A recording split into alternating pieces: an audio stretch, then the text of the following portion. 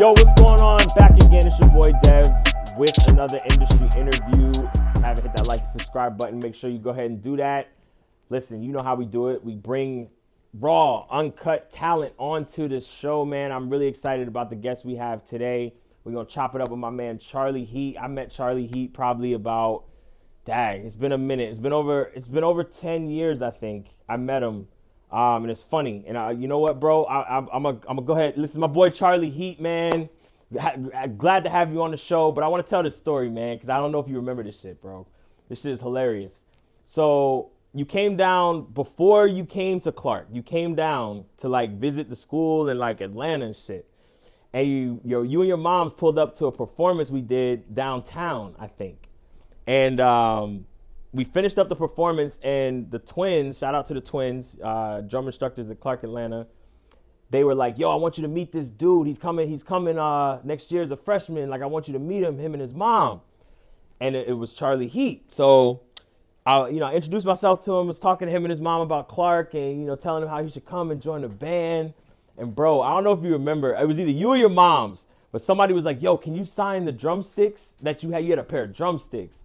And I signed these drumsticks, bro. And like I'll never forget that, because I've been following you since, man. And I've seen all the great things that you've been doing. And I'm like, damn, I should have asked him for his autograph. He asked me to sign some drumsticks, and I should have asked him for his autograph. But bro, thank you for joining us, man. How's everything been going? I know you've been busy. Tell us what you've been working on. Like, how's everything been going, bro? Been going great, bro. That's hilarious. I forgot about the sign the drumsticks part. That's crazy. That shit's cool. That's hilarious. But nah, that was probably me, low key, bro. I was so excited. You know what I mean? But nah, it's been going great, bro. Been blessed, man. Just dropped the album, Valentine's Son. Actually named after my mom. Nice. Yeah, man. I got like 3 more projects coming this year. So a bunch of placements. So it's exciting, man. 21 looking good. That's what it is, man. You've been grinding, you've been working, you've been, doing a whole bunch of great things. And for the people that don't know, how you got started, I've heard the story a few times. I've heard you tell it a few times. For the people that don't know, kind of tell them how you got into music, and how you kind of got to where you are today. So I mean, music really, really started with my pop. He played the drums and the piano in church. Yeah. And then, in high school, I was playing ball, and then I actually went to go see the movie Drumline, and that kind of like made me want to like really do this music shit full time. Yeah. But I made me want to do this full time, man. Then I ended up producing, going down to Clark, messing around with you and the Panthers. Yeah. You know what I mean? And ended up working out in Philly. Linked up with Uzi. Kanye heard that. Blah, blah, blah, blah, blah. We here now, you know what I'm saying? Yeah, so. Man. And it's crazy, because I think I heard you tell a story, and I want you to tell this story. I want you to talk about preparation and being prepared for that moment. Because, I mean, like, as producers, as creatives in general, man, like, it's no better feeling than being called and being prepared for that moment that you were called. And I've heard you tell this story of how you linked with Kanye after you've been working with Uzi. So tell that story if you can, just for the people that are watching, so they can get some inspiration from it, like I did, bro. Yeah, I mean the main part is I was working at a welfare office in Delaware, and my son was born and everything like that, and I guess Ye heard what we were doing and hit me up like while I was at work, low key. Wow. And asked me to send beats, and I had like 100 beats ready for him. Like that was already like, yo, somebody call, I got 100 bangers ready. So and then ended up flying out to LA the next day. Wow. And the first thing they said was like, thank you for sending so many beats. Like, yeah. So man, I was just ready for that shit, bro. But I always knew like whenever that time come. When it came, whenever, I was going to have 100 ready. So yeah, and that's big. I mean, I think a lot of people miss that. They miss the fact that like being prepared is you working from the time you decide, okay, look, this is what I'm gonna do. You decide you're gonna take it serious. You working from that moment to be whenever that moment breaks. You know what I'm saying? And you were prepared for that moment. But what led up to that? Like, what got you saying, all right, you know what? I'm gonna start making beats. I'm gonna this is something I'm gonna take serious? Like, when was that moment where it was like, all right, I think I'm pretty good at this. I'm gonna pursue this thing. Um, to be honest, I kind of don't know exactly when it was, but I just knew music is what I was supposed to do, just Mm-hmm. because, like, kind of like from day one, I was like a little bit better than the average person at it. You know what I mean? Like as far as instinctually, technically, I feel like I still like got a lot of work to do, but instinctually, I always felt like I had really good, tasteful, creative instincts. You know what I mean? So, Yeah. um, yeah, I can't really tell you when, but I just know when it was. I just made a decision, and I think it's not to like give unsolicited advice, but one of my favorite things to say to people is literally whatever the solution to any stress is to make a decision. You know what I mean? If you're Mm. stressed out about anything, what do you want to do? What are you going to do next? Just make one decision, and it'll eliminate the stress probably by like 80%. Just decide to do this to solve the problem. And I think in a lot of people's life, once they figure out their career, they forget to make a decision. They're like, I want to do this, but they don't decide to really do anything. They're like, Mm. I want to do this. I want to be a musician. I want to be good at this. I want to, but you don't decide, okay, I'm going to make 5 beats a day, or I'm going to decide I'm going to take my 9 to 5 check and go get piano lessons, or I'm going to decide to save up, $100 a week for 10 weeks and go get a laptop. Like, you know what I mean? Like, there's no decisions being made. So I think that was like the one thing that, you know, God kind of put on my heart early, that I always been like that. Like, I always been like, all right. And it to a default too, because I don't decide to do shit I don't want to do either, which is sometimes it ain't good. You know what I mean? But Yeah. in a lot of cases, definitely worked out for me, because I'm really like, once I decide to do something, it's literally already done. It's just time got to work itself out. Mm-hmm. Facts. Nah, that's big, man. And I think making that determination in your mind, like, yo, this is what I'm doing. I think you're right. Following that up with actionable steps. And obviously there's a lot of actionable steps that you got to take. I mean, watching YouTube videos, I don't know, reading books, bro. There's a lot of studying that people neglect to realize that is done to get to your level. You know what I'm saying? So talk a little bit about that, bro. I mean, you're learning every day, because I'm sure you're perfecting your craft each and every day. What are some of the things that you do to make sure you stay sharp and on top of your game, so that you continue to elevate? The one thing that I have gotten really good at is learning uh, potent learning, right? Mm. Potent learning, and because potent learning is more important than the ability to research, or the ability, like, because a lot of people don't know, you know what I mean, especially if you don't have any type of school, background or whatever, or you weren't afforded like a situation where education was prioritized. You don't even know how to research. Like, you don't even know like what type of information to lock in on. So Mm. what I'll do is I'll like literally make it as simple as possible. Find something I like, learn how to do it that one for one, and then figure out how to apply that to what I want to do. So like when I was learning how Mm. to do drums, I would literally take MP3s, put them in the Logic, look at the metering, try to filter out the drums and replicate it. Like, you know what I mean? Mm. And there's no school for that. There's no like classes on that. But it worked for me. Like, it just made me learn how to get the textures that I wanted shit to sound like. And I kind of apply that to like, it's like potent shit. It's like, you want to learn how to do this.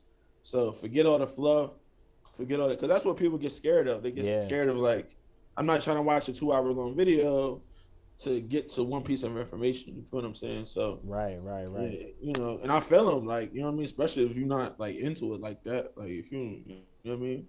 Yeah. So just figure out your way of potent learning and what makes sense for you. Because everybody learn different too. Like, there's no one, you know what I mean? What worked for me could frustrate somebody else. Yeah, that's a fact. That's a fact too, and I think a lot of people don't look at that as closely as they should too. Everybody's learning style is different, but everybody's different in general. You know what I'm saying? Like, everybody can achieve the same goal per se, but go different routes. It's different paths. Right. And that's big as far as making sure that, like, as far as cultivating a sound, I guess I would say, as a producer. Talk about that a little bit. You know, you have a sound, bro. Your drums knock like crazy, like your melodies are crazy.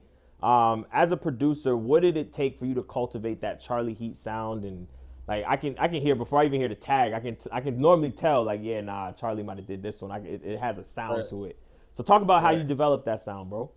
It's kind of crazy because I didn't even think I had the sound until like a year ago. Oh Till I wow. started trying to sound like other people. Like, you know what I mean? Like I had like a little phase, probably a little, like a small, like little like dip in my creativity, probably like a year and a half ago, where I was like, all right, let me just try, because it was a couple of placements, a couple of things that were falling flat, and that happens. But I kind of got off my square a little bit and was like, all right, let me dumb it down, I guess you could say. Mm-hmm. And I couldn't do it. Like I would, like in the moment, I'd be like, okay, they will fuck with this, but when I listen back, it still had like my sound to it. Like it still sounded like only me. Like, you know what I mean? Like no matter what it was, like if it's, I try to make some shit that would sound good for, I don't know, maybe like Playboy Cardi, but for it would be something in there that instinctually was like nobody else would do this. You know what I mean? Whether Yeah. good or bad, I'm not saying it was better, but it just was my shit. You feel what I'm saying? Yeah. And I think that literally just comes with making so many songs and making Mm-hmm. so many, like it just comes with like doing it so much that certain shit is a habit and you don't even know it's a habit. Like, you know what I Mm-hmm. mean? Like, because I've made so many beats in my life. I've been in so many different arenas. Like, I went from making beats to Clark to making beats to Jersey to making beats in Philly to making beats in Delaware to making beats in LA to making beats in big studios, small studios, grandma's house.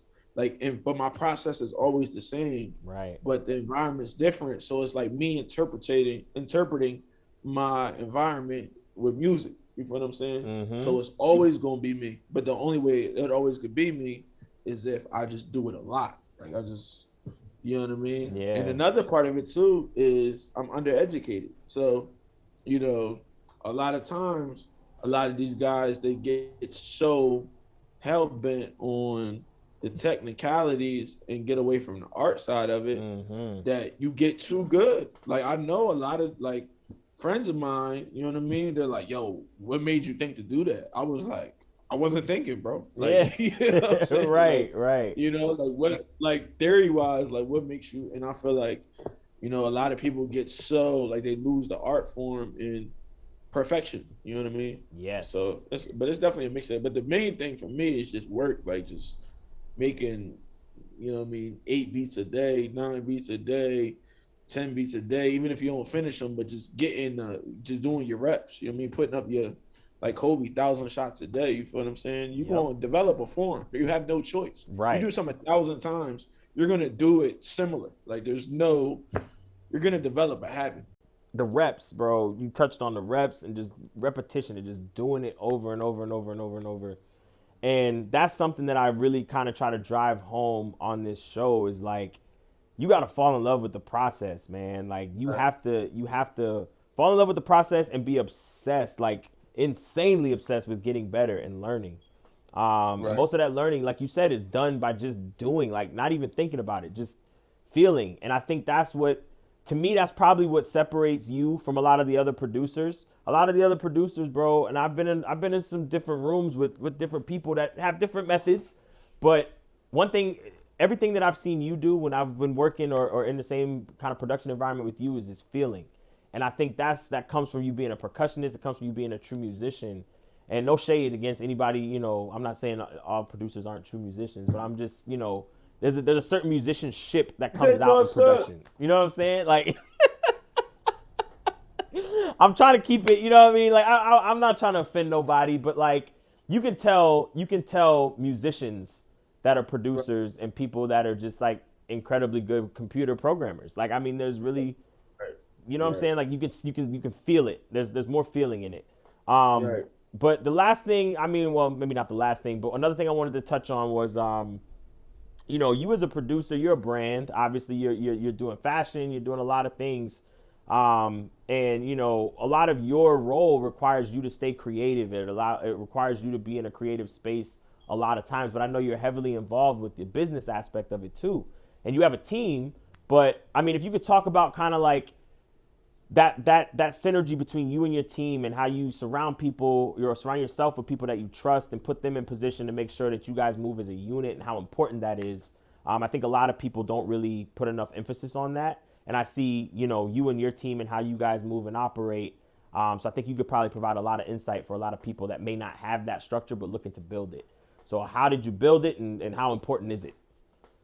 I think so. There's two parts to this question, right? The first part is how do you build a team? And to build a team, I'm assuming you're the leader, right? So if Mm-hmm. you're the leader of a team, I'll just use like for my I didn't become like because I definitely had teams around me my whole career, but I didn't become a good leader until I knew the ins and out of my business, right? Like you don't like a good CEO knows how to do everybody's job. Yep. You know what I mean? They're not better than them at their job or they wouldn't be there, but they know how to do everybody's job, right? So Yep. it's like if I'm gonna be a good team leader and I have a business manager, right?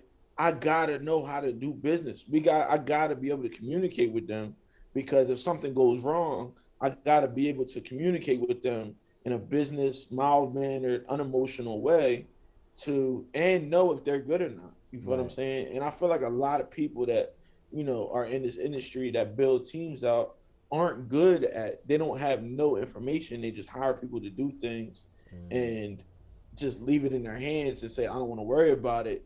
But then when things go wrong, or they try to build them up, there's no that's how, you're not a team then. It's like what's a team without struggle? It's like fourth quarter and people don't come to perform.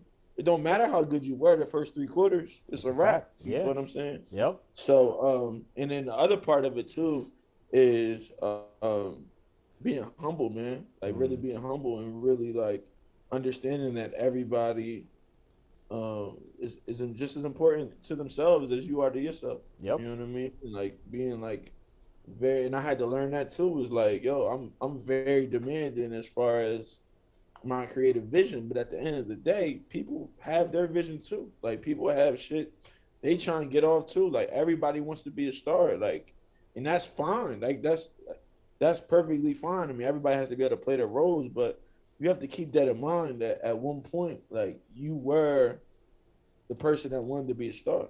You feel Mm-hmm. what I'm saying? You were the person that wanted to be on top, and you got to remember that, like, you know what I mean? Regardless if they move up or regardless, I mean, that's completely on them. It's not your responsibility to breed to feed somebody ambition. Like that's not your problem, but your Right. problem is to make sure they're treated with respect and are comfortable enough to do their job well. You know what I mean? And Facts. that's the job of a leader.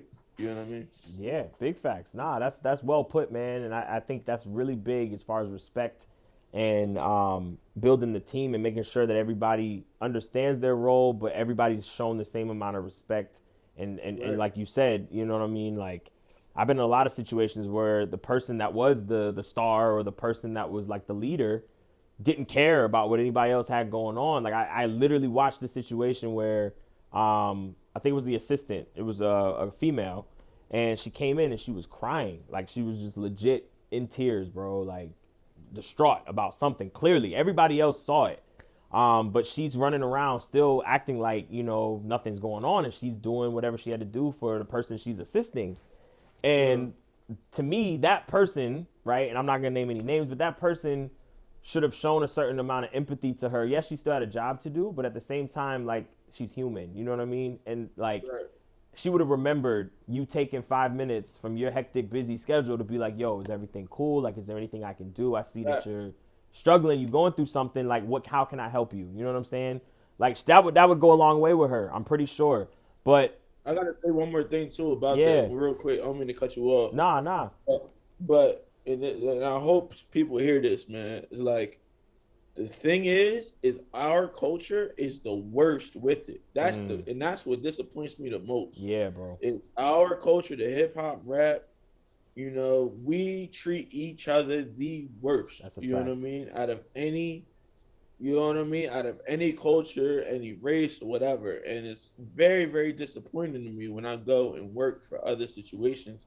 Yes, they have more money. Yes, they have more opportunity. Yes, they have more. freedom. Yes, the struggle to the top was a lot less traumatic than our struggle or whatever. Yeah. But at the same time, especially if it's somebody that looks like you, that's come from the same background as you, that's not a free pass to treat them the same way you were treated, man. Like, we That's a are fact. the absolute worst, and it has to change because we cannot run business. Everybody knows that, you know, you got to watch it back when you're doing business with somebody that look like you in this culture, and that's a problem, That's a man. big That's like problem. where the work like a lot of, and not to like get too crazy with it, but a lot of us use professionalism, black professionalism, as a way to fuck people over, man. Like, they Mm-hmm. use that as the like get out of jail free card. Like, yo, I'm black, huh? Like, you know what I mean? Right. Fuck with me when the deal is just as bad as somebody else, or even worse. Or You feel what I'm worse. saying? So Yep. we gotta start like really taking care of our people, man. And mind you, I'm not business perfect either. I have made my mistakes both as an employee and a boss, But Yep. the one thing I will say is, if somebody ever were to come to me and have a conversation, and I put this is on my son, if anybody ever came to me and had a conversation, I have always made sure to hear that person out and to make sure that we can move forward amicably, period. You know what I Mm-hmm. mean? And anybody that's ever worked for me, with me, can attest to that. You know what I mean? Now, the Facts. end result, we doing business. You know Right. what I'm Yeah, saying? right, Like, right. you know what I mean? But I'm gonna give everybody the same respect. You know what I mean? And I feel like us as a culture need to do that more and really uplift each other. A Yeah. thousand. Nah, bro, you hit that incredibly on the head, bro. Like a thousand percent agree with that because you're right. It's sad, but like our culture is the worst, bro. Like they will not for anything. It's a crabs in the barrel mentality. That's how I look at it, right? I'm a crawl and scratch and get my way to the top. I don't care who I have to step on or pull down to get there. And that's what I think needs to change. And I think that's why a lot of this business is done the way that it's done, is because that crabs in the barrel mentality has been around for a very, very long time. But it's going to take, people like you and the platform you have and you're building and have built, and, everybody else that has a platform that thinks the same way and thinks along the same lines. It's going to take all of us coming together and doing business with each other and Right. doing business the right way and showing people that are coming up after us like, nah, there is a way to do business together as people of color, and be able to Right. do business with other people of color and not feel like you have to take advantage of them, because you're absolutely right, man. It's been going on for way too long, and I'm ready for it to change too. So yeah, I think we can definitely be the catalyst to that, man. I think we should Sure. we should put our minds Absolutely. together and figure out how we can change that game for real. Education, man. Hell yeah, bro. Education and um doing business, Yep. because not to go too much longer about it, but because the flip side, like I just talking about it, the flip side is also, the lack of education that people have getting into business too, right? Yep. Because it's like, okay, like I just said, there's a lot of people taking advantage, but there's also a lot of people on the other side that are doing business for the wrong reasons, Mm-hmm. who don't who expect things that are unrealistic because they're uneducated in business, and then get mad afterwards too, right? Like, Mm-hmm. it's like, bro, like, if we doing business and you don't know what you're signing, or you don't know, you gotta learn. Like, Yeah. that's like,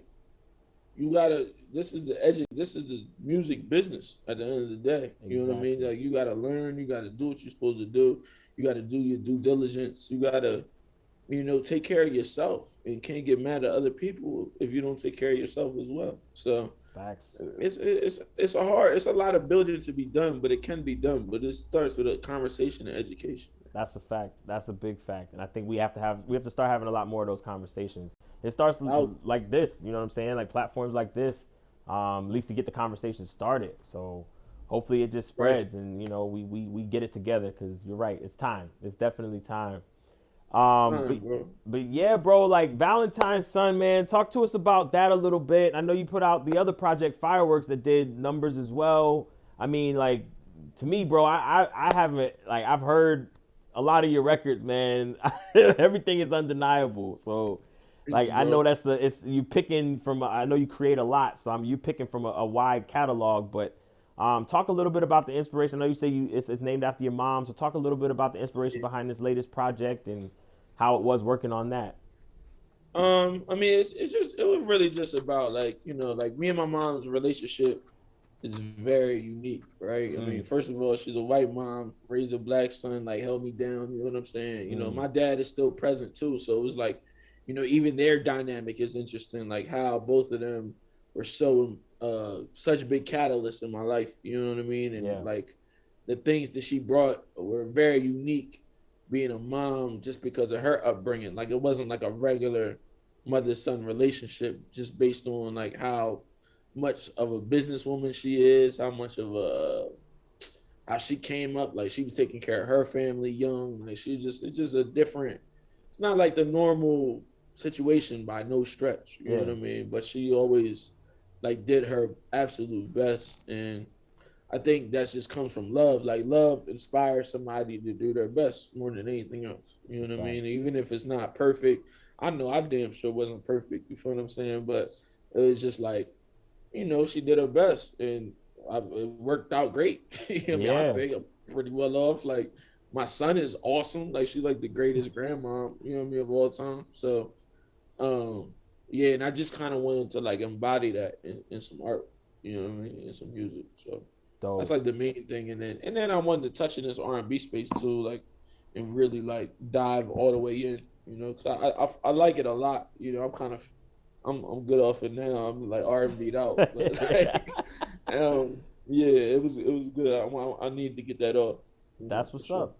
That's what's up, man. That yeah, I mean, I think a lot of people have stories that it's good that we are able to tell stories and create music and create art that allows us to tell that story and allow other people to connect with us as individuals. And I mean, you put a lot of personal things in your music, in these albums Yeah, and these projects that you do. So that's dope, man. Because I think you're giving yeah, people an idea of actually who you are. And you're not just, right, you know what I'm saying. You're letting them into you, and that's big. That's big. yeah. Any last words for the people? Anything you'll leave them with as far as advice or anything you just want them to know about projects coming out? I mean, yeah, just stay posted, man. Follow me on everything. Go work Charlie, everything. I got an NFT out on my Instagram. Go if you're trying to get active, go bid on that. Yes, sir. Yeah, man. As far as advice goes, I will give a little gem. I had lunch with my cigar boy the other day. He said the key to a long life isn't money, it's purpose. He Mm. said the person who dies quickest stops working the quickest. So, Mm. mhm. Repeat that. I don't know if they got that. Repeat that one more time because that was a gem Said right the there. person who dies quickest is the one who stops working the quickest. Mm. You know what I mean? So Yeah. purpose is the key to a long life. There it is. I like it. I like it. Purpose is the key to a long life. It's a gem right there. We're gonna end it on that note because you know what I'm saying that was a gem right there. But we really appreciate my man Charlie Heat coming through. Much success, much more blessings upon you, my brother. We'll be in touch.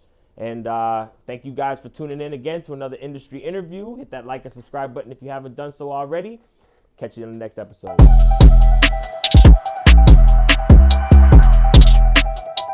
The Soul Studio.